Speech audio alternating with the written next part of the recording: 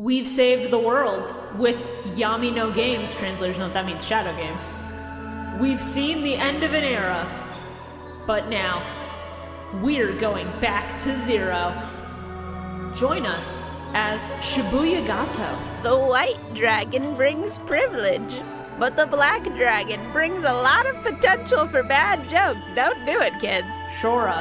That old woman really did just look at that kid and go, white. Calamity Carl. That bastard Yugi hit the gritty for Ukraine. Bio-Roxas. I never want to see Miho ever again. And our special guest, Misha Butt. Yu-Gi-Oh! Season 0, a brand new adventure begins. Watch through Toei's original Yu-Gi-Oh! Anime, and using the power of the Millennium microphone, I don't know, fuck around Domino for 27 episodes in a movie? Probably. So should I just use a snippet of this as your intro quote? I guess. It is literally just like the 30-second verse of the rap that's in the OP, but yeah. And if you want to hear the full thing, it'll be legally exclusive to the Patreon. I'm sorry, Misha, but you gave this to us. It's ours now. Yeah. You think I'm gonna fuck over my guests like this? Yep. Not without their permission. I mean, we just got that consent, Shibuya, so I mean... I didn't get consent for the Patreon. I didn't hear a yes, go ahead. Yes, go ahead. Oh, shit. All right. Well. For a mere $5, you can hear Misha cover the GT rap. Yeah, no, I even found like an instrumental of the GT rap and synced it up, and I added a Yu-Gi-Oh clip, like a Yami voice clip, and it was... I went too far on it, honestly. I respect the hustle. Sometimes you work on a thing for long enough, and you look at it, and you go, why did I do this? But you gotta post it anyway, because you put so much time into that bitch that you need it to just, like, be out there. I feel that. I feel that on such a deep level. Yes. This is the struggle of making things. Yeah, I have made a lot of things in my time. Whoo, that's up there on the cringe scale, but you know what? I live. Okay, I just made me listened cringe, to it but and you I'm are fucking free. crying, but... I'm waiting to listen to it. I think we can take care of that later. Anyway. Oh. Welcome to the Millennium microphone! Season 0. Yami no game. So, as you heard in the intro, we do have a special guest this week. None of you motherfuckers figured out who it was. People out here saying Dan Green and Little Karibo again, and I'm like, God, that would be cool. But I'm scared to reach out to an actual voice actor and be like, hey, do you want to be on this podcast where we talk about dumb shit all the time that's a little bit too much? Hey, Dan Green, if you're listening, please, I'm begging you. Can you get us the number for Dan Pegasus? Green, if you're listening, we'd love to have you on, even though the time to have you on is technically over because we're moving to GX after this. But, like, it would be really neat. We love your work. Listen, Danny boy, I'm just saying, if you can get me Pegasus's phone number. My guy, I don't think you should be calling him Danny boy. Danny boy. I think that lowers our chances. Hello there, Danny boy. Dan Green? Is that you? No way. I do, like, think it would be really awesome to have Eric Stewart come on for an episode of GX, though. I think that would be the funniest shit, like, physically imaginable. Oh, it would be great, because he actually shows up in GX, I think, multiple times. That's why. That's exactly why. Eric Stewart is one of those VAs that I'm like, I gotta meet him, and if I ever do meet him, I have to be in, like, a full Pegasus costume, because I need to respect the man. Yeah, the myth, I would the need legend. to be in a cosplay so that I could get, like, a good fucking photo. Who are we talking about? Seto Kaiba's VA in English. Oh, gotcha. Yeah. Didn't that guy, what's his name? The Sungwon Cho? The voice actor? Didn't he do something with Yu-Gi-Oh? He may have for Sevens. I don't remember. Because I know he got a lot of video game work recently. For, like, 2 big games that dropped the exact same day that I played both and I loved both. Let's see. I know that he was involved in a Yu-Gi-Oh thing. It was like a Kaiba tournament or something. They sent him a bunch of stuff. Was. It was the Duel Links, like, Kaiba Cup. where they had Yeah. streamers play. Yeah, that was awesome. Wow, his IMDb is actually pretty fucking packed. Huh. Sungwon Cho has Oh yeah, he does a ton of stuff. he has apparently been in God of War Ragnarok. He is playing Really? Ratatoskr, the Holy squirrel shit. that So we were talking about him, and Shora goes, "Oh yeah, his IMDb is packed." And Bio goes, "Who?" Look, it's all right. Bio dissociates every so often on the No, podcast. no, We literally covered this last week. Yeah, and I listened back to it. You're talking shit about me. It fuck is wrong it with is you, Carl? past disassociation at this point. Now it's like dementia. No, Now it's like, all right, no. Grandpa, let's get you in your chair. He's Yeah, not whatever. forgetting things yet. He's just spacing out. There is a distinction. Listen, eventually we're all gonna get to that point, hopefully. So like, I'm not. Do you hope for that?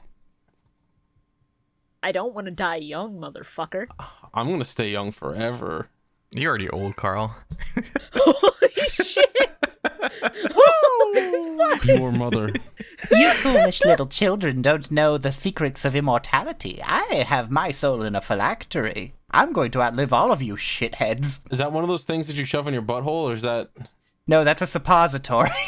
Yeah, one time I was looking back through my pictures, and I was cleaning out my. I used to be a janitor, right? I had to clean out these dorm rooms, and I found a butt plug. Hell Yeah, yeah. that tracks for a dorm room. Honestly, It was very awkward. unfortunate. I hope you had gloves. It was dirty. Yeah, yeah. Fuck. I mean, that is what they did with the butt plug, so I shouldn't really be screaming it, but you know. They like kept it in a jar too. Oh no! Anyways. That sounds less like they're using it, more like they're cultivating. This is a Yu-Gi-Oh podcast, I swear. I promise.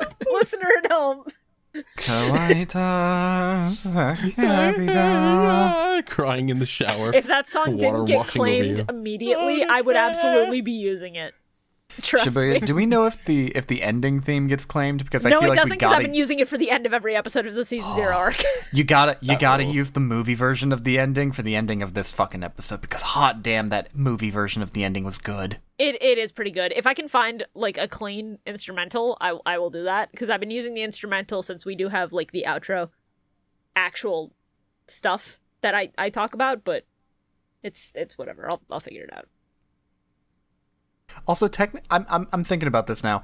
Does Season 0 technically constitute our Season 1.5 for the podcast? It's 0.5. Final Days remix, Yeah, second edition. Like we got through the base content. Now we are doing like the semi prequel. That's fair. That's fair. Yeah. We're just doing this shit out of chronological order. So it goes Season 1, Season 0.5, Season 2. Yeah. Where it's like if Kingdom Hearts did BBS before 2 and then never covered Chain of Memories. That shit doesn't fucking matter. Oh man. Oh man, I can't wait for us to, after all of this shit is said and done, to go back and do a manga podcast. That way we can just fucking pull a dark road on this shit. Hey, I I'm can't down read. for that. The manga is great. Why would you say these words? The manga is a goddamn 10. I really need to read the manga. Now you see, the best part of that is there's a manga for Yu-Gi-Oh, Yu-Gi-Oh GX, and Yu-Gi-Oh 5Ds. I can't speak to the quality of GX and 5Ds because I'm not reading those manga until I finish the fucking seasons. I mean, that would be more content. We could be doing Yu-Gi-Oh until we're 40. Okay, you said That those scared words, ya. and then they processed in my brain, and I felt myself go cold for a second. Yeah, same. I felt like my soul actually left my body and I did pass away. Not even that. It's like I could feel the cold touch of death approaching me more rapidly. He's right next to me. He's right here. Oh no, Yeah, Reaper death- of the cards? What's up, dude? How's it going? Yeah, Death just walked right up to you and went, "Wait." No. But then he was like, "Wait, that's wrong." The T in Death T actually stands for content, but it's the last letter in content because this shit will last until you are old. The T in Death T actually stands for white. It's just the T in white. Yeah, that's why you gotta overpronounce it. So do we want to like talk about the episodes, or? I don't know. I think this bit's going on pretty fucking You know, great. if we take Death T and we jumble up the words a bit and remove some letters and add some letters, it spells white, and I think that really means a lot. Great. I think that not enough people talk about that. Great I'm so tempted to symbolism, go and very put cool. Death T in an anagram maker. Oh my god. Season 0, episode 25. Episode 25.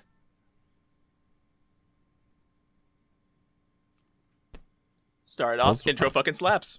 I was waiting for Shora to do the fucking. Shut up! You can't say that. Who do you think you are? You can't just come in here and say that. What the fuck? Our honored Oh, guest sorry. bio. Oh, yes, right. Yu-Gi-Oh! Toei, episode 25. Aratanaru Tankai Osobi Shonen. A new development, Attack of the Handsome Boy. Yeah, that was my first note. Was handsome boy? What? Yeah, Bakura. Yes, Misha, what was Bakura. that you said? I've never heard anyone say that before on this podcast. I know, it's really weird. It came to me in a vision. Sounds like a good vision. Vision of the All I've future. ever heard was a kawaita Sakeriga. which has been the first note for all of my notes since we started watching this season. Nice. Shibuya, real What's quick up? thing. Very important, real quick. Okay, what's up? If What's you up? put Death T, if you take Death T and rearrange it, you get hatted, and it Yeah. doesn't make sense, but I think that's neat. You mean hated? Yo, we're gonna get to No, that. hatted. No, 2 T's. We get hatted in that movie, and I'm gonna talk about it, and I'm gonna pog about it. But for now, we're on episode 25. Alternatively, you get Tad the. What did Kaiba mean by this? He wanted to hide his lettuce head with a hat, but he couldn't find a hat that looked good on him. No matter how rich he was, he was empty So he inside just because he dyes could it. not get that fucking hat. You see, when you mix it around, it spells hatred, Yugi. No, it says this is hate. It says hatred. Did you put the T in front of the D? Kaiba, are you Yeah. dyslexic? That's how you spell it, right? Like, no judgment, Kaiba, but I think you might be dyslexic. No, that's He's that's how learned. you- He's learned to play Duel Monsters despite his dyslexia because he looks at the pictures and then he just has memorized stats. But Mokuba told me that's how Actually, you me, spell though. the word. Mokuba told me that's how you spell it, Yugi. Uh, Mokuba wouldn't lie to me. Kaiba, your brother's in like 2nd grade. He's an actual clown. He would He's absolutely like prank 5. Kaiba, who is this Mokuba you speak of? You don't have a brother. You're an only Kaiba, child. Mokuba What? died 6 years ago. I hate that bit. I hate that bit so much. That bit needs you guys, it's been 6 years. That bit needs to move on.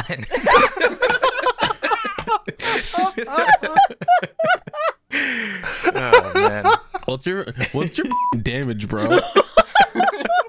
Oh, we are off our fucking rockers today. we're This is that insane. good shit. It's been less than 20 minutes and it feels like it's been an hour.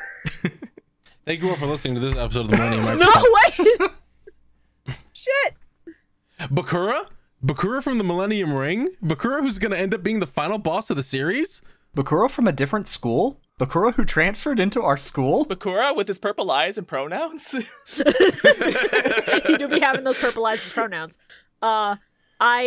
It threw me off so hard that we just hard open on Yami Bakura taking over, and then he speaks, and I like had to double take because I'm so used to Rika Matsumoto voicing Bakura that I was just like, this who is this deep voiced motherfucker, and what have you done with my white haired anime boy? Tsutomu Kashiwakura. I mean, their performance is pretty good, like, as we'll get to later on, because I have a specific note later on, but Yeah, their Yami Bakura is really fucking good. it's jarring for the moment. I will get used to it. Yeah.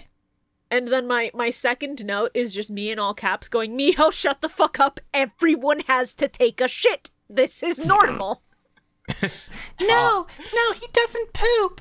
No, he's too hot. He can't shit. That'll ruin my image of him. I'll think of him on the toilet dropping a fat one. I can't do it. I can't do it. have buttholes. Now, see, this is the difference in notes. I thanked Miho for the lore. You disgust me. It's interesting to have one Miho defender in a group of 4 people who've grown to Now, despise. what I wrote down was Bakura does not drop deuces, he pops douches. What did he mean by this? He hates women's hygiene is what he meant by this. Yeah.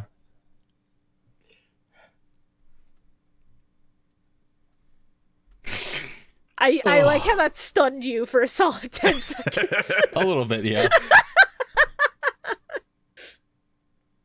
So real talk, something I kind of noticed through these episodes, and just through Season 0 as a whole, the Millennium items just kind of generally look better here.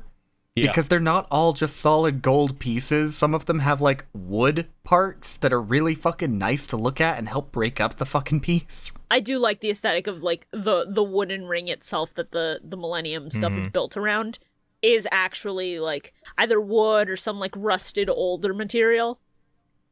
It's just like the cross that Jesus had to carry. That's his ring to bear. Yeah. It's his ring to bear. Wolf. Do you see how it was stabbing into him? It was like Jesus' crown of thorns. Yep. It's so unfortunate that the way they drew it, it looks like his chest is made of paper and they just sort of poked the hole and it's like the skin is popping out. Instead of it being like really cool that it's digging in there and there's like veins and shit. I mean, he's a Bishi. Of course his chest is made of paper. Every day I wake up with my glass bones and paper skin. Every morning I break my legs. And every evening I break my arms. Every morning I wake up and break his legs. He would. He absolutely would. My son Bakura, this is what we call evil puberty. It's when the evil in your body makes you act strange and trap people in board games. Yeah, I mean, I remember that phase. This is why we hate middle schoolers on this podcast. Evil puberty is fucking weird. It's true. Did they give like a reason why he got the pendant? Or was it just like, oh, this weird thing that I have? In Season 0. In Season 0, it just happens to be that like he has the ring and Yugi has the puzzle, like the way Shadi has the scale. Shadi. Later on, they mention, I think even in the manga, I think they mentioned that it was his father who he got the ring from. Yeah. They like I said a few episodes ago too. They also do make mention that the Domino Museum is owned by his family. Yeah. His dad was on the dig for the Millennium items. Yeah. Yeah, his dad's not a good person. And then his dad killed a bunch of children. Something like that. What was that movie we watched? The Chosen Children. His dad did not kill the Plana. That was all Yami Bakura. I mean, semantics. No. That's not semantics. That's an important fucking plot point. when you think about it, his dad basically killed them because he made his son, who became Yami Bakura. No. Checkmate. That's not... We literally talked, I don't know how long ago, about how Sins of the Father is a bad fucking trope and we should let that trope die. Checkmate. You keep saying checkmate. You don't know what that word actually means, do you? Have you played chess before, Carl? It's funny you've... Yes, I have, actually. I do not appreciate you insulting my intelligence, Bio-Roxas. A very clever username, buddy. Just stole it from fucking Kingdom Hearts. And Bioshock. That's what the bio's from? I didn't know the bio was from Bioshock. Holy shit. Are you serious? Yeah, I love Bioshock. You don't incorporate anything from Bioshock in any of your shit. Yeah, it's very funny. Damn, exclusive Yeah, I'm gonna Bio-Roxas be real lore. with you. Oh, yeah. I never would have expected the bio part of your name would come from fucking Bioshock of all things. Yeah, I actually That's really liked crazy. it when I was growing up. Holy shit.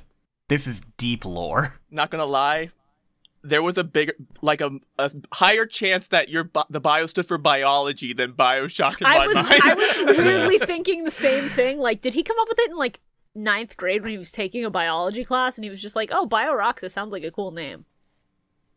It used to, when I first came up with it, or like when I was like, there was a period like 2 years ago where I would be like, I'm bio because I'm toxic as fuck. But then I was like, I'm not toxic. You are one of the least toxic people I know, Bio. I was originally willing to put some money on it that you had a plan as a kid to have like a fucking evil account just named fucking like Metal Sora or something. Oh, that'd be good. I should That do would that. be really cool, actually. Bio-Roxas and Metal Sora and Aluminum Ventus. Some people think it's like a Final Fantasy reference because I use Kingdom Hearts and Final Fantasy. They're like, oh, I love that that's like bio from Final Fantasy. And I was like, huh? What?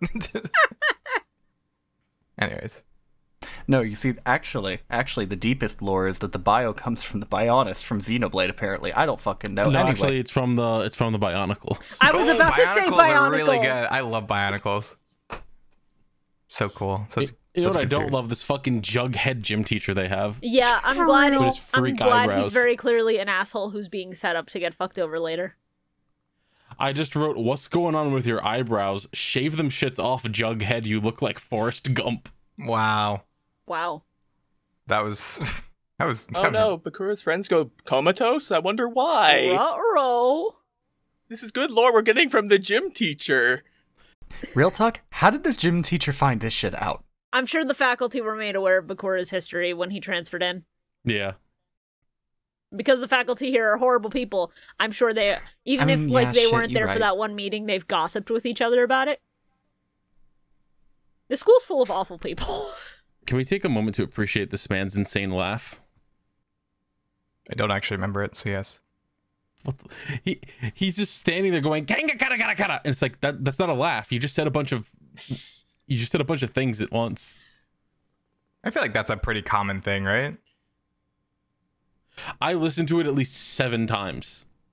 I was like, what the fuck was that? That's not a laugh. I feel like a lot of anime have like that one character that does like a really weird. Carl, are you really going thing. to talk about what is and isn't a laugh when you watch One Piece? Yes, I am. Because even by One Piece standards, that's a weird fucking laugh. Yes, compared to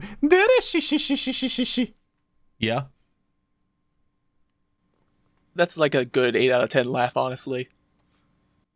8 out of 10, really? I think 8 the out of 10. delivery matters a lot on that. I'd have to hear the You original know what? VA go ham. That's fair. That's fair. Sorry, Misha. I don't actually know you. My policy is just to like give people a lot of shit the first time I meet them. You're fine. The first time. Bio's the least toxic person that I know, Shibuya says. I'm sorry. say that. Excuse me. I'm sorry, The he wants first to time prove you me meet wrong them? today.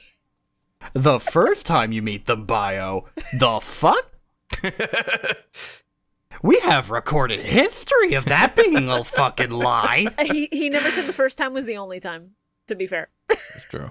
He did not specify that. I did. That is true. That is very He true. covered his bases. Accidentally, but very true. Oh, man. So then he brings out this board. That's Did weird, somebody isn't it? say board games? I think it's really sad and like really interesting that they've set up Yugi and Bakura like in this little arc as equals and opposites just because the spirits of their items are so different. Because Bakura's wish was literally also just I want a bunch of friends. And then he just got given a fucked up and evil spirit who was like, you don't need friends, you need pawns in a literal fucking game. I will do that for you, my host. Let's fucking go. Oh, man. I like that. I was just sitting here like, gee, I wonder if all of the dolls are the souls of people who went comatose. And within seconds, the evil Bakura was like, you need to keep your... I gave you friends and they are all close by at all times. And I was like, oh, you guys didn't even bother hiding it, huh? No. This is basically the same in the manga. Yami Bakura in this specific arc of Yu-Gi-Oh! Feels way more like he's trying to help Bakura in his own fucked up and awful way while also, like, achieving his own goals. It's like a genie wish. It is... Yami Bakura is granting his wish, but the monkey's paw is just a fist. Like, all 5 fingers curled at once. See, you know Bakura's super evil because all of his minis are painted. No D&D player has ever painted every mini in their collection. Go fuck yourself. I doubt that. Okay, but his minis look like little Fisher-Price guys, so, like, it's much easier than most. I doubt that because I know my friend Warren, and I know that he is a sociopath who paints every single one he has. Yeah, that's my point, Carl. Your friend Warren must be evil. No. They come not painted? Yeah, Bio, D&D minis typically come primed but not painted. The part of the joy is Interesting. literally painting them yourself. Huh. You can get some that are pre-painted, but those are usually like random grab boxes with like 3 or 4 figures in it. They're kind of fun, but yeah, for the most part, people really like to just paint D&D minis, and honestly, as somebody who's painted a few, it is really fun and relaxing. As long as it's a larger mini and not a tiny humanoid. Fuck those. I like that no one in Yugi's friend group seems to understand what an apartment building is. No, it's a mansion. As they stand in front of this apartment building and go, "This is the mansion Bakura lives They in." said mansion, and I was like, my brother in Christ, do you see what you're looking at? Are you blind? Hello? Yeah, the subs were like, mansion. And I'm like, this doesn't look like a mansion. Like, if it's a luxury apartment, just fucking say so. I want to live in the kind of city where you can have an apartment that's that big and also has a fucking entire room dedicated to tabletop games. Same. Yeah. Like, what the fuck? I have a fucking note here that's just, goddamn, Bakura's living the life with this fucking tabletop boardroom. He sure is.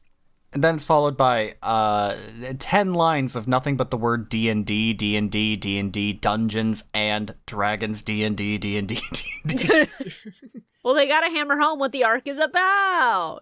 Yes, I was excited. I like this arc. My favorite thing, one of the funniest lines I think I've read in a while, is fucking Bakura sitting down and saying, "Role-playing means to play a role." Oh, I thought role-playing was when you played Legend of Zelda. But not? No, you're thinking of linking. Okay. No, that's when you just spam the dodge roll button. That's what that is. You're role-playing. No, you're thinking of barrel rolling. See, I was going to make a Link summoning joke, but... My parents almost didn't let me play Legend of Zelda because they thought it was a role-playing game. I mean, it is. It is. Yeah, but they were like, "Oh, you playing as Link? Isn't that role-playing?" And I was like, "Yeah, okay." It's... No, you're going on a grand adventure. Your parents were kind of crazy, huh, Bio? They were insane. Like, crazy Christian parents, I've heard stories. I don't think I've heard any stories like the ones you tell sometimes. It's a lot. Yeah. I have a question. For me? For everyone. Why did they give the Miho figure massive fucking honkers? It's her defining character trait. Because girl need titties. Yeah, I was like, that's weird. Yeah, but Anzu's wasn't like that. Because she decided to play a competent character, not a fucking fairy. Hey, merchant fairy. Okay, Merchant I'm sorry. fairy. I'm sorry. Merchant fairy. You know, Very something important. stupid that you don't see in any RPG ever as a player character option. I literally saw them like choose Miho, and I was like, why? Why is she even in this game? You're not entirely wrong, but you're also not entirely right. Fairy is actually a race you can play in D&D nowadays. Merchant has never been a class as far as I can tell. That was a bit of a weird choice, but it just shows that they really did not want this bitch to do anything except mold like the wet cardboard she is. Yeah, they don't want her to do anything competent accidentally, so they gave her, like, 2 things that make no fucking sense for a player character and will just, like, waste time. Like, on her turn action, she finds money. Cool! How does that contribute? It doesn't! What are you doing to fight the monster? If it was a more long-form campaign, it would actually contribute greatly, but it was not. This is a Yami no Game campaign, where they will die if they can't kill shit. What is she contributing? Yeah, I was just like, oh, so this is how they write her out of the show, huh? She just gets trapped forever and killed? God, that would have been so good. I wish. I wrote a funny note that was like, man, Miho got targeted first. No wonder she dipped after this incident. I can't make any money with you guys around. You're losers, and you get attacked by weirdos. Also, to Miho's credit, Bakura did not shout Yami no game like Yami Yugi does. So evil Bakura already playing dirty. Okay, Can you imagine a dark timeline where this bitch stayed on as a cast member for the rest of Yu-Gi-Oh? I'm imagining it and it's making me violently ill. I don't want to have to leave the room. Let's stop talking about this. I have a theory that she would have if Toei kept the anime. Oh, absolutely. Oh, I hate that you're right. I'm glad Studio Gallop got it after this. I also think Shugo would have been a fucking character. Who? Oh, Shugo? Whatever, the kid in the fucking movie. Yeah, I would have yeah. actually screamed. Like, maybe this kid could have gotten better, but nah. It wasn't bad. We'll get there. I like to think, now this is going to be a little dark of a joke. I like to think that after Miho went through all this, she lived out the comic emergence by Shindo L. Thank you all. See you later. That's a deep cut that hardly anyone's gonna get. And if you get it, it sucks. See you later. Yeah, I don't get Now, it. see, I don't. my personal Come back. personal headcanon, my personal theory is that fucking after the events of this, fucking Yami Yugi just walked up to her and was like, "Yami no game," and then she lived out the rest of her life as that one Junji Ito comic where they go into the holes in the wall. I remember that one. That was a weird one. I am tempted to draw Miho elongated. Hey, This is don't Miho's do that. hole. This hole was made for Miho. I was just about to say, this is my hole. It was made for Miho. God. And she just has this dumbass fucking grin on her face. She's not even horrified at the impulse to enter the hole. She's just fucking like, got that dumb dopey look. There's nothing going on back there. Someone told me there was money in there. Miho finds herself in a Oyasumi Pun Pun situation. I fucking hate being in this manga. I'm moving to a different manga. get It would you be get there would be some way that like it actually works out for good though.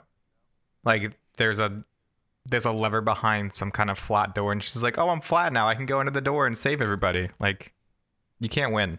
She does stupid. I hate her. This is why we remove her from the context of a season where the writers like her for some godforsaken reason. We drop her into any other situation, and she dies.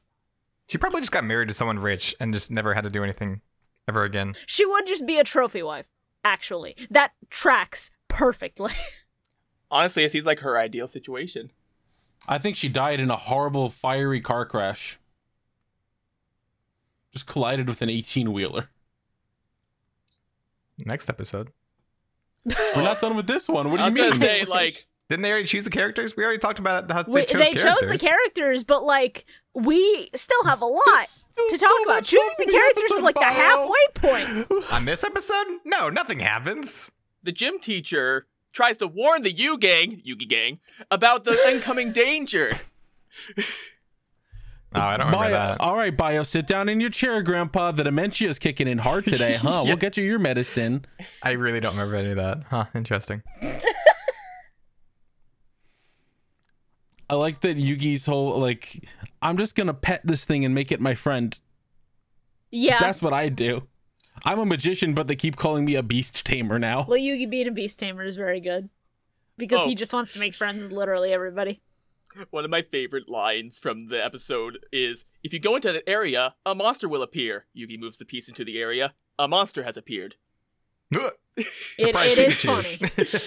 Just the timing of Surprise Yugi. Yugi! We need that.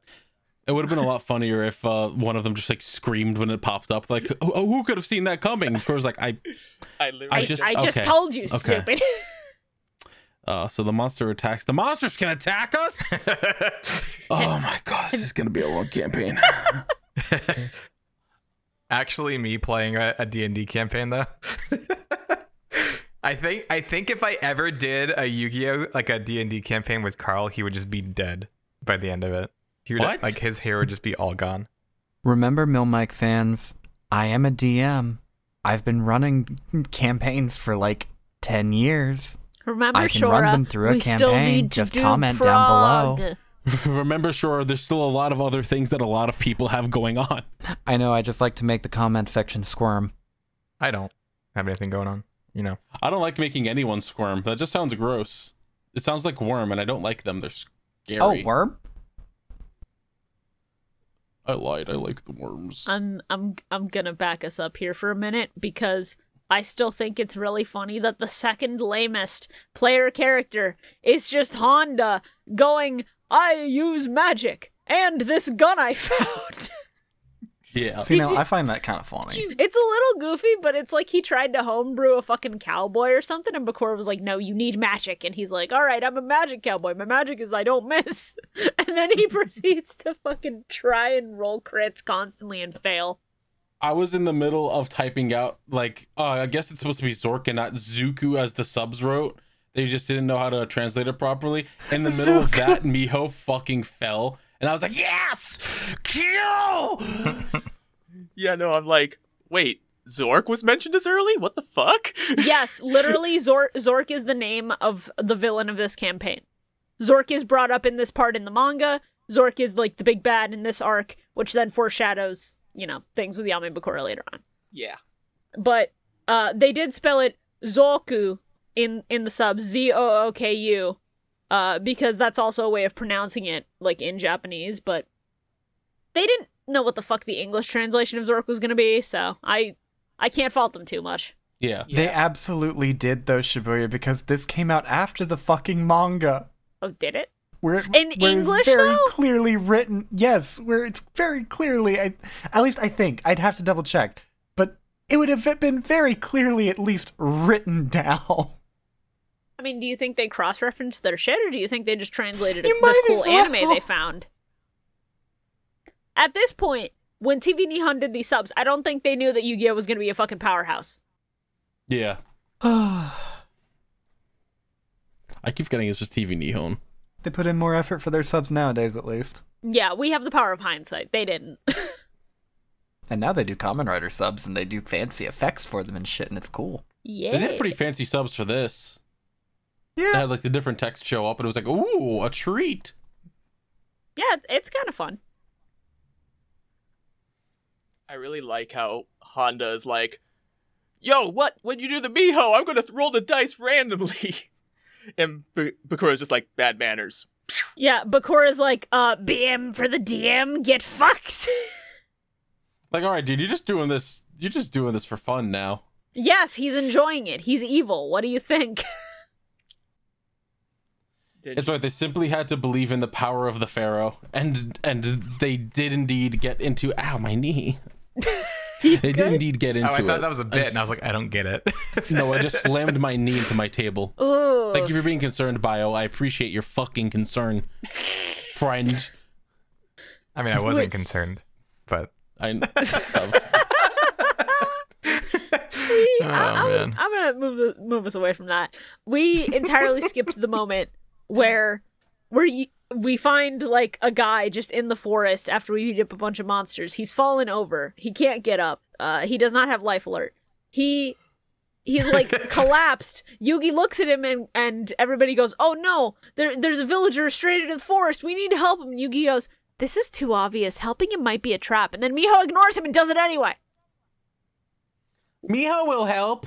Teehee. Literally. Bakura, you're a really bad dungeon master. Well, I mean, it's okay. It's an old man that fell down and needs help getting up, right? It's not an old man. It's just a merchant. Merchant money. There we go. Okay. Yeah. And in the manga, it is mentioned that this dude who's playing this specific NPC like feels bad about tricking them, but he has no choice. Because like the gym teacher, he's been trapped. He has to play this role. And like it's just unfortunate that he's the guy that has to lead them to their deaths every time. It was very fucked up with their gym teacher. Just they're like, "Please help me! You trapped me there." And they're like, "You guys hear that? I don't know what that is. That's weird." Junoichi and Honda were laughing at him like, oh my god, Yes. looks like the gym teacher. Yes, I do like that Joey and Honda are specifically just going, "Ah, this fucker looks like our asshole teacher. What a piece of shit. We fucking hate this dude." He's like, That hurts. They hate me. I mean, yeah, he's a fucking dick. I've been nothing but nice to these kids, and they hate me. Continuing the ping-ponging around, that merchant also mentions a holy sword that can defeat Zorc. That's a lie. That's obviously a lie. Yeah. You idiots! I tricked you. I was Zorc. Crit. Yeah. Oh. Angelochi goes down! Do these follow like actual D&D rules? With, No. like, the dice No, rolling? this is Okay. homebrew as fuck. Okay. Yeah, a normal D&D, you would use a D20, which is a 20-sided dice. And this, they just take two D10s and they go, all right, the first number you roll on that color one is the first number, and then you get a second number and you combine the two by like slapping the numbers together. Yeah, Which like is- one which is the is ones, legitimate. one is the tens. And that's fine. That's a different system you could theoretically use. I mean, that is At that that is point, also just a get a legitimate thing that's D100. used in D&D itself. You use two D10s to effectively roll a D100. It's very rare that you ever have to actually roll that. It's usually for things like fucking divine intervention. But yeah. At that point, just have a D100 and use that. I'm gonna go on Amazon right now and buy a D100. D100s are fucking weird. They're just a globe. Yeah, they rule. Yeah. How do you what? How big is it? You have 100 sides of the die, but it's Christ. divvied up into like little triangles. Now, it rocks. I don't know what I expected from searching Amazon.com for D100. Oh no! Oh no! Yeah. Oh no! It definitely wasn't. Oh no! I mean, it's nothing bad. It's just okay. like, what is? It's all drugs. It's just vitamin D. Oh, well. It's all just vitamin D. That sounds about right. Yeah, that tracks. Typically in normal D&D, you would use a D20 normally, which 1 is a critical failure, 20 is a critical success. Some DMs like to fudge the rules a little bit on those because some of them are like no fun allowed. 20 doesn't automatically mean you succeed. Fuck off. Fuck off. If I roll a nat goddamn 20 on a funny skill check, I'm gonna do a funny fucking thing.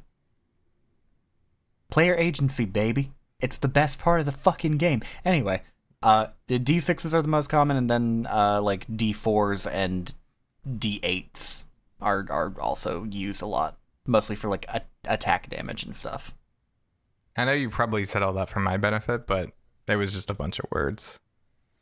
Here's a picture of some actual D100s. They fucking rule. But I appreciate it. Whoa, that's cool. Yeah, they're awesome. How do you roll Sure that? you do, Bio. You roll it on the table, and then whatever side is at the very top is the number that you rolled. It's awesome. Rolling Very dice cool. is really cathartic, just generally. Yeah, it rules. If we weren't recording, I would totally roll dice in the mic, but that sounds like a nightmare. Thank you for not rolling. I almost grabbed mine and did it. I really want to grab mine so bad. I just have a little packet. I have a little pouch of dice shaped like a mind flayer head, and I love them. You guys okay? I have like 3 pouches You guys next to me. okay? Okay, I think everybody who has a set of dice, we're gonna allow ourselves one moment at the end of episode 27 where we all just get to roll our dice like crazy, and then we have to put them away. I will allow 1. Oh, I got mine. I mean, don't grab them yet. We still have 2 more episodes to cover. Oh well, I'll set them aside. One second. Since we're going to do this in a little bit, I'm going to send you a picture of my fucking dice bag. Oh, I'm Because grabbing I my love little fuckers, and my little fire hedgehog build is falling down, and he can't get up. Oh no! Oh no! I just found a set of dice that's just bullets. Oh yeah, those are funny. What? Yo! They're just bullets. They have numbers on each side. Oh, that rocks, actually. Yeah, those are D6. That's really cool. That's awesome. This is the dice bag I use for my favorite set. Yo, That is fucking... I love it. That is beyond on brand. I've also got one shaped like an owl bear. It's funny because I have a couple of normal, like, pouches, and then I have one pouch that I got because I bought, Project Diva X on PS4, like, around launch, and it came with a little Miku pouch, so I keep some of my Pride dice in there. It's very funny. I love Hatsune Miku rhythm games. They're so fun. Season 0 episode 26! Episode 26! OP fucking slaps. Raibaru Gekitotsu Sadai Pinchi. Rival Clash. The greatest crisis. You know, I think Misha just stole that bit from someone on this podcast. I don't know what you're talking about. Wasn't It's pretty me. fucked up. What? Uh-huh. It's pretty wild. Anyway, Yugi, meet Yugi. He's Nito. Wasn't there a whole thing in Duel Monsters where they just did not know that the Pharaoh existed up until like a little past the end of Battle City? Yes, but they also skip this arc entirely, and you are forgetting the literal part at the end of Death T when Yugi goes, "There's another me, and I'm scared of him. I black out every time he comes out. I don't know. It's fucking freaky." I'm not forgetting. I'm just surprised that like if Duel Monsters is supposed to be a continuation of this, do they in the Japanese, does it like Studio Gallop assumes that you have not watched this part and that you're not going to watch this part, which is why the duel with That's fair. Bakura in Duelist Kingdom, where they turn It's into just the the same. cards, Yeah. happens. It is the replacement for this where they find out that Yami Bakura is a thing. Yeah. It's also why Shadi visits Yugi after the Pegasus duel. Yes, Yeah. that is a replacement for the museum arc. This is assuming you have not read the manga and you have not watched this part of the anime at all. So they had to move some stuff around, and I really don't mind that stuff for the most part, because it's still cool. Like, them turning into Duel Monsters cards is also really neat. It's just a shame because throughout most of Duelist Kingdom in the manga, they know Yami exists. They know of him, and they've actually spoken with him because they spoke with him in this specific arc. Look, all I know is that they show everyone's HP and MiHoes is the lowest, and this is the most excited that I have been in my entire life. Well, yeah, have you seen the way she dresses? She can't have good armor and defense with that shit. Of course her HP is the lowest. At least put on a fucking tank top, bitch. Rules. I swear to God. Look, you need to dress that way to sell your wares better. It's fine. I'm coping. I'm seething. I'm malding. I thought you were gonna say something other than wares, and it's really fucked up that my brain went there. But you know what? If she's gonna be a trophy wife, she'll learn that eventually. It's especially fucked up considering what she said about Taya before they knew she was working at Burger World. She's a little skank. Funny thing about this episode is actually the first time that Yugi sees Dark Yugi for the first time. Yeah, Yugi. Yeah? Yugi. Which is funny. He's Nito. Oh, they call him like his other face or something? Yes. Yeah. Pretty cool. It's Yugi to Yugi communication. It's very cool. Also, wait. Which one of them looks like Tikal? Is that the Fire Emblem character? Like the dragon person? What? Nobody? Tiki? I think that's probably Oh, Miho, you're because talking about how Tiki is one of those Cardboard- lollybait characters, unfortunately. You're talking about how Cardboard's fucking little character token has green hair like the little lollybait dragon character in Fire Emblem. Yeah. Yeah, this person. Yeah, let me get a photo of her. She's a dragon who's thousands of years old, but then she looks like that. That art is better. There is unfortunately some stuff where she does not look great. Which I don't remember. It's not that she doesn't look great. It's that she's a child character.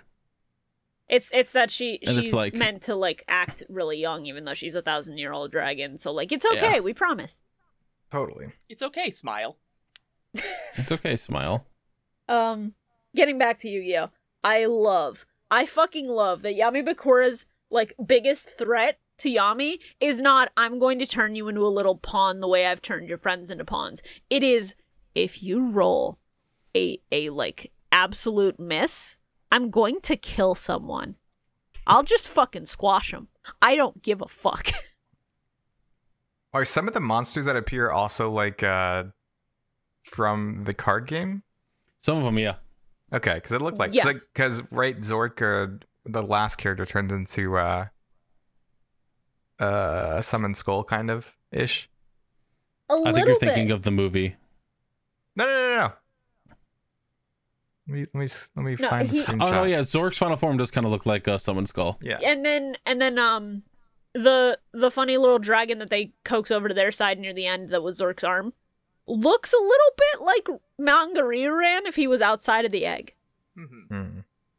Funny thing, the version of Zorc that we get in this arc is an actual Yu-Gi-Oh card too. Yeah. Oh, yeah? Zorc, the Emissary of Darkness. Oh, hello. He's a ritual monster, and he's actually fucking cool looking. Hell yeah. Now, am I Yeah. insane, or was there a dark armed dragon in this? They called it Zorc armed dragon or something. I don't remember. I mean, that. there's a dragon that came out of Zorc's arm. I don't recall if they called they it Dark they call it Zorc Arm Dragon because it came from the arm that they had like cut off and torn apart. that little chunk of flesh out of his fucking like bicep. I'm gonna say that it's Dad. It is not Dad. I'm gonna say it is. It's not. You That's do your not have dad? you do not have to banish exactly 3 dark monsters from your grave to summon him. He's not Dad. Well, summoned 5 dark digits. What? I So Bio, Yu-Gi-Oh! just eat your tapioca, Bio. Get in your rocking chair and eat your tapioca. I'll be real. I don't know what's Shut going up, on Carl. either with this. Get fucked, Carl. The dice spinning was really fucking cool. The dice spinning technique is so funny. What? I So love like, it. is that not actually like magic? It's just like, oh, he can like spin Yeah, this in a cool that way. is explicitly not Yeah. magic. That is just like a real technique to cheat the dice. Like in real life, if you can get the dice to spin Really? like a top on the even side, you can do that. Really? That's Yeah, cool. they're just playing Yes. fucking Beyblades with dice. It's sick. Yes, actually. That's all that really very amounts to. neat. And the fact that it's just like, yeah, if you hit the table with your elbow, you get technically infinite tries so long as it's still spinning. I still love that fucking Yami Bakura is just like, we'll drop the dice, I guess. He's just like, well, I have to combat this cheating somehow. Fuck. Dice drop. Damn, I didn't know that he knew the secret technique. I want to see a manga now of D&D. That'd be good. That could be really sick, actually. I'm sure a It's lot just of Stranger people in the Things. comments are just going to tell us, oh, listen to Critical Role. That's a D&D podcast. Nah, I don't have time. Listen to the Adventure Zone. It's a better one. I've only listened Some to the would first say. arc of Adventure Zone, and I think I'm good. Maybe people podcast themselves like audio format playing Yes. D&D. Yeah, because, like, with D&D, you craft your own stories, so there's a lot of role-playing involved. Yeah. Bio, do you actually just live underneath a rock? I do. I mean, at least he can admit it. I really do. Do you have a recording set up down there under the rock? Honestly, for living under a rock, this audio quality is pretty good from you, Bio. Yeah, good acoustics, man. You figured out that whole setup. Put some carpet on the rock. Did you order some like acoustic pads or something? I work with what I got. Very good. I used to. Oh, okay. I used to have a studio. I built my own studio in my backyard. Ooh, What the nice. fuck? Oh, wow. I haven't told you guys that? No. No. Yeah, back in my old house, I built like there was a shed in my backyard, and so I like put electricity and power and all that fun stuff in there, Shit. and Damn. had my own studio. What the fuck? Awesome. That's fucking rad. That's wild. I don't even have fucking noise dampening things on my walls. I got none of that shit. I have to noise gate my audio constantly because it picks up my desktop and it's, like, loud as hell. Yeah, I live in a basement now. All right, who else likes Pokey? Who else thinks that Pokey should replace Miho? Pokey is a friend. I love them. That is a note I have. Pokey's a funny little guy. I love him. Absolutely. Hey, Pokey's a canon manga character. Pokey's a real one. I love Pokey. I also think it's very funny that Pokey looks like a proto scapegoat. I think that rocks. I mean, shit, you're right. All right, we're going to Zuku Castle, baby. Let's go love the Mets. We'll just walk into this castle and we're gonna find the stage that Zorc set for us. I'm hiding somewhere. Come find me. Tee-hee. Let's go into this tower. I really hope they don't check my bathroom. Oh no. I hope you guys don't check this very obvious tower with an obvious trap in it. I think we should go inside of it. Something tells me that's where he is. I don't know. Oh no, guys, it's a trap, but we're already all inside it. But we're in it. Oh, And you it's not like we morons. could just walk out of it like right now in the time that it took you to scream that before Bakura springs the trap. Oh, and look at that. I just rolled the number that gets me to summon Zorc. Wow, you guys fucking fell for it, idiots. Man, I was expecting you guys to go through like 4 traps minimum before I showed up. The most, like, there was a fucking tripwire you're gonna got caught on. There's a carpet covering a hole. You guys went for the fucking tower. I really wish that Zorc had just like manifested a lawn chair, a beer, and a fucking hat, and then just sat there He watching them effectively trying did. not to get squashed. He literally said, I'm just gonna sit here teasing you. He would have just been like, "Yeah, I could probably attack you, but I Reaches think into it's his bag funny." of fucking Orville Redenbacher popcorn, starts popping it in his mouth. Yeah, he just goes, and this campaign is sponsored by Orville Redenbacher. Honestly, I'm gonna be real. I'm a little disappointed. I had a whole thing set up. I was gonna do an evil villain speech and everything. I wrote this shit down. You guys are just gonna get crushed by a pillar. I hate this. Damn. All my hard work went to waste. This is a real bitch way to die for some heroes. I mean, shit, it's you know, in all my time, I didn't think anybody would ever fall for the tower. No one actually has before. This is Like the ceiling even the ceiling fell like really slow. You guys had plenty of time to just run out of there. It's just like anyone with eyes would have just seen that and ran. We couldn't move. It wasn't our turn. Also, like, your first hint should have been, why do I even need a tower? I have wings. I can fly, moron. The other thing is, like, this was a really last-minute addition. Like, what, none of you ever played Resident Evil, the Jill sandwich shit? I made that up based on that. This is just becoming a fucking episode of Snap Q. Yu-Gi-Oh! Season 0, the real-time fan dub. Honestly, that would rock. That would fucking rock, Shora. What? Okay, that's like a new thing, right? No. I don't remember. Those have been real-time around for a while. fandoms. Like a couple years. They just take a while to come out because they're literally dubbing over every fucking cutscene in a game. Okay. And improving it, too. Yeah, it's very fun. I feel like it's been a new surge in popularity. It got pretty popular, like, after the fact, but all of the Eggman pissing on the moon memes are from the first one where they did Sonic Adventure 2.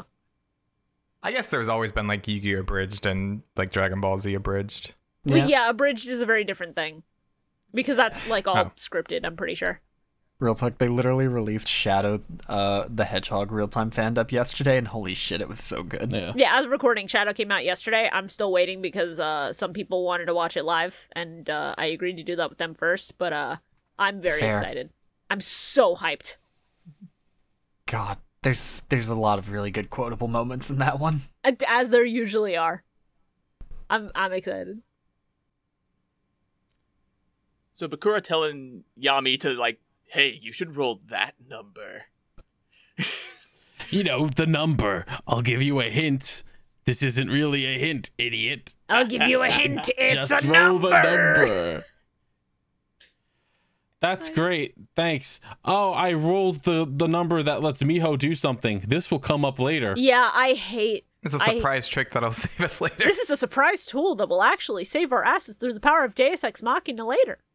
Miho used her powers of plot device Fairy magic bullshit, to let's go! change the numbers. I simply grabbed the 66 and flipped it upside down. Yeah, Magic like bullshit, the let's go. most dice usually have a line to denote whether it's a 6 or a 9. So I'm shocked that Yami didn't just, like, look at the dice and go, no, that's the right number. It's 66. And then Bakura goes, no, that's the 9. And it's like, no, there's no line on these dice. I desperately want to see the world where that happens. You rolled the 66 instead of 99, Yugi. You lose. Actually, no, it is 99. You see, right? Like, how can you tell? Hold on, let's like you see that's like this. There's a line at the bottom. The line, right, that you see. It's like the 9. There's no lines on the dice. We've established this. Oh, well, I mean, in that case, fucking... It's just like, it could just be either. Like, You've been using bum dice this entire time. There's supposed to be a line to denote the bottom of the number, you bitch! These are your dice, idiot. We're like 3 hours into this game, Yugi. I really don't want to restart the whole yes, campaign. And we'll go another 3 hours because you're a fucker, Bakura. Listen, Bakura, I don't have work in the morning. I'll just get you some different dice. You can re-roll this one, but I rolled the right number. You didn't. I'll get you different dice, and you could just. But these are the dice that I used to roll, and I rolled the right number. Oh, Jesus. These are your Christ. dice. If you didn't think that this would happen, you should have given me better dice, DM. Okay, your friends are back in their bodies. Get out of my house. Your friends are back. Get out. Leave. I'm done with this. I don't want your fucking puzzle. It's not worth this. It's not worth it. I could rule the world other ways. I Put them back. Put them back. We're not done, Bakura. Put them back. Everybody's just going, you what? You no. You no. No, I have to prove a point now. Grabs one of the figures and grabs his puzzle and goes, I will make them go back in. Slams their head with the end of the puzzle right into the doll. Bakura goes, Jesus Christ! He goes, they will go back in, Bakura.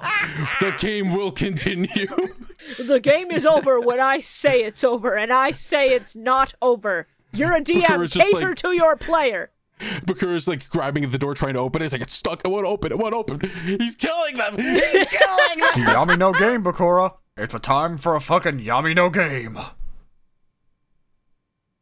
So Zorc decides to attack the funny tower instead of any of the players, and it backfires. I sliced the tower in half. You idiots cannot win now. Who are you calling stupid?